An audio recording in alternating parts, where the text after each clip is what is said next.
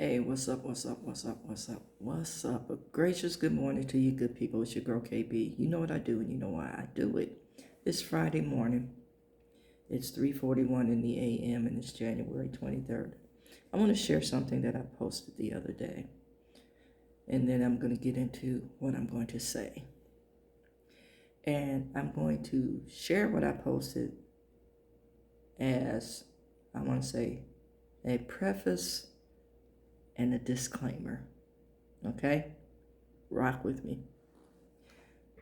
Okay, I posted this the other day, and I received a reply from one of my friends. Hold on, let me turn this sound down. Okay, it says, authentic people will tell you the truth, even if it makes them look bad, because they value integrity more than they do being liked by everyone. Okay, so that's my disclaimer. You've heard me say repeatedly, I am surgical with the truth. When we allow deception, deceit, denial, we allow for a malignancy to grow in our lives. And see, I'm surgical with the truth first and foremost with myself because, like that thing said, I value integrity. If nothing else, if I have no material things in this life, word is bond. People know that you can keep your word. People know that they can trust you because you keep your word. Right? Here goes. This is going to piss some folks off. But guess what? Let's go back to your walk matching your talk.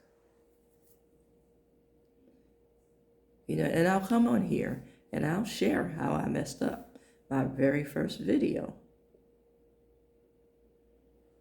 was me confessing and professing. Okay? So here goes. I've had a couple things happen relatively recently that I need to speak on. And like I said, I'm going to have some people upset with me. I've had a lot of conversations this week about kids. And, the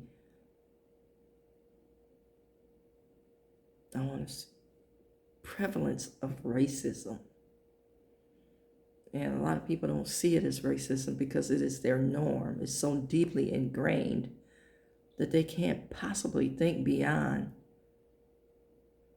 the privilege and the entitlement.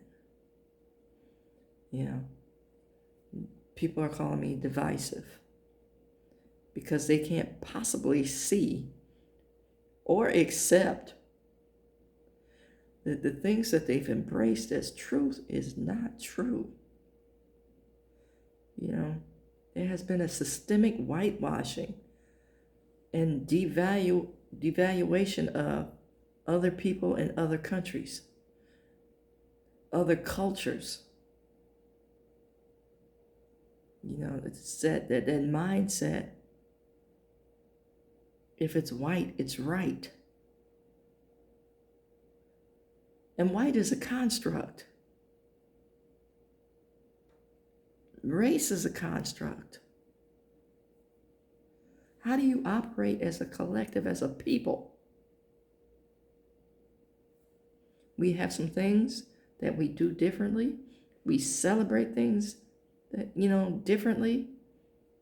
We have some influences from the past that have shaped who we are. But we can't get to a space where we seem to celebrate that diversity or acknowledge that individuality in another being. And then we've wrapped it all up, right? We've wrapped it all up to this spam like thing. And then we're trying to define the different parts of the meat, if you will. You know, if you've ever seen a hot dog or spam being made, you see all this stuff being thrown into a grinder, and it comes out in this form. And then we're trying to go in and say, okay, this is pork, this is added ingredient. You can't do that.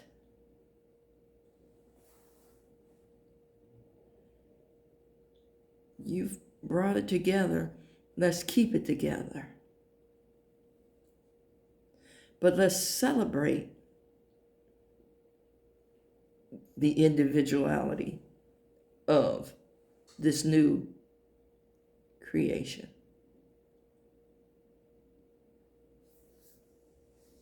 Which we tend to do until we get tired of it.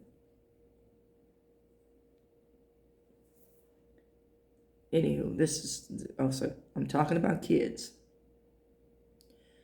And I'm talking about racism and teaching your kids about racism. But what I failed to mention is, or what I failed to pose is, how many black friends do you kids actually have?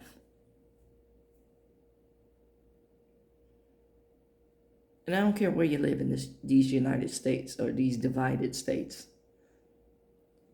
How many black friends do your kids have? How many friends of color? How many friends of different cultures do your kids have? How are you exposing your kids to different cultures?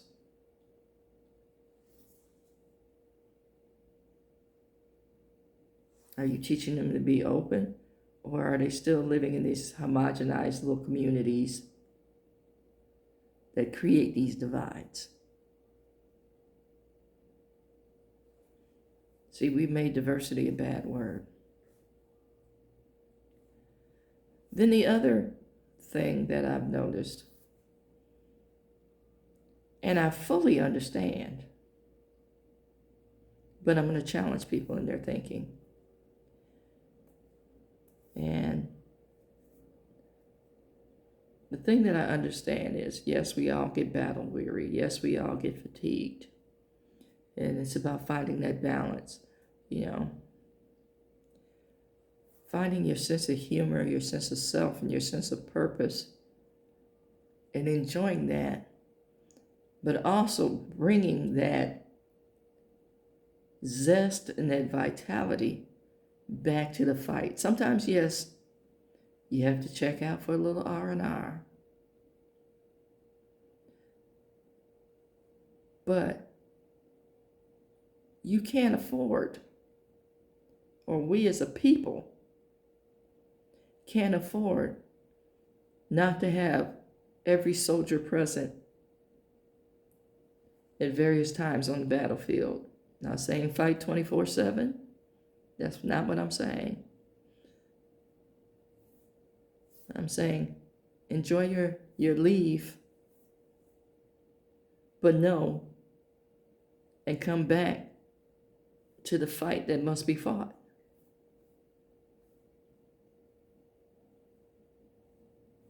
Okay. There you have it. That's my spiel. And like I said, I know some people are going to be upset. But guess what? It ain't about your feelings, baby. And the go along to get along no longer serves a purpose.